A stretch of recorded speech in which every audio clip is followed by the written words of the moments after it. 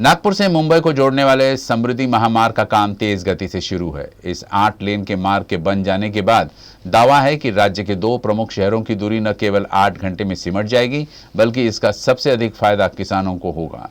सरकार का प्लान है कि इस महामार्ग से सटकर एग्रीकल्चर सेक्टर तैयार करने का है। ये महामार्ग किसानों के लिहाज से क्या सच में फायदेमंद साबित होगा, इसे लेकर किसानों की राय बटी दिखाई देती है।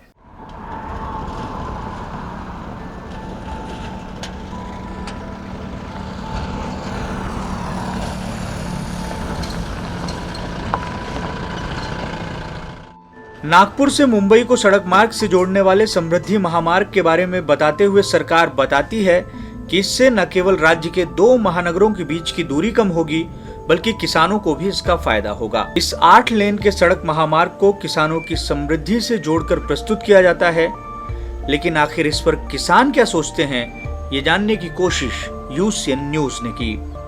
हे तर आता शेतकऱ्याला फायदा तर याच्यापासून म्हणजे हे माल जाईल इकडून तिकडे, तर हे सगळं तसा तर फायदा होणारच समजा, पण याला रस्ते पाहिजे फक्त इतकंच आहे की रस्ते असले तर फायदा आहे शेतकऱ्याला। रस्ता हे कुठे बी माल नाही आले तर सोपच जाईल, हे बरोबरच आहे। खूप लवकरात लवकर नागपूरला किंवा मुंबईला माल जाईल, हा तर फायदा होईलच। शेतकऱ्यांचा जाईल आणि व्यापाऱ्यांचा पण जाईल, ह्या सगळ्यांचा हा तर जाण्या येण्याचा हा फायदा ठीकच आहे। पण हे जे भाऊनी सांगितलं तसं की हा रस्ता जो आहे तर शेतकऱ्यांना रस्ता हा राहिला पाहिजे। जे कुंपण घालत आहे ना, कुंपणमुळे हा शेतकऱ्यांना फायदा नाही होणार असं आम्हाला वाटते। वर्धा जिले के केलझर के किसान सरकार के इस दावे से सहमत होते दिखते हैं कि इससे किसानों को फायदा होगा।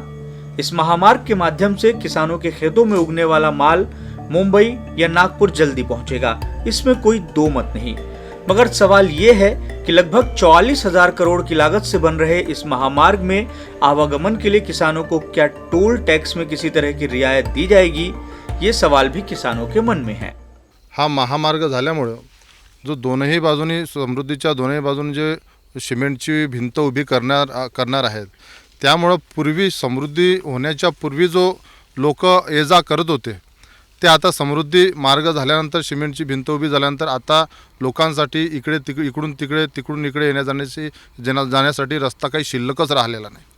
त्यामुळे समृद्धीच्या बरोबर सामान्य माणसासाठी, सामान्य शेतकऱ्यांसाठी शेती करण्यासाठी, म्हणजे शेती म्हणजे नुसती ही शेतकऱ्यांसाठी शेती नाही, तर शेतकरी हा देशासाठी पिकवतोय। त्यामुळे देशासाठी जो शेतकरी शेती पिकवते त्या शेतकऱ्यांसाठीचा रस्ता बंद होऊ नये सिमेंटची भीत उभी करून, असं आम्हाला वाटते। समृद्धि महामार्ग से होने वाले फायदे के बीच किसानों की एक मांग यह है कि उन्हें उनके खेतों तक पहुंचने के लिए सुविधाजनक मार्ग उपलब्ध हो सके। उनके मन में ये सवाल इसलिए है क्योंकि महामार्ग के दोनों छोर को कंक्रीट की वॉल से घेरा जाने वाला है, जिससे कि सड़क में दुर्घटना की संभावना न रहे। समृद्धि महामार्ग के इर्द गिर्द कृषि समृद्धि योजना को विकसित करने का जो खाका सरकार ने तैयार किया है, उसके तहत कृषि समृद्धि नगर विकसित किए जाने की योजना है। इसके अलावा agro processing unit, cold storage, गोदाम, लॉजिस्टिक पार्क, पशु चिकित्सालय इस महामार्ग में जगह जगह पर तैयार किए जाने की योजना है। सरकार का दावा है कि कृषि समृद्धि नगर के अंतर्गत इसी मार्ग से सटकर एक पूरा एग्रीकल्चर सेक्टर तैयार होगा, जिसका फायदा किसानों को होगा।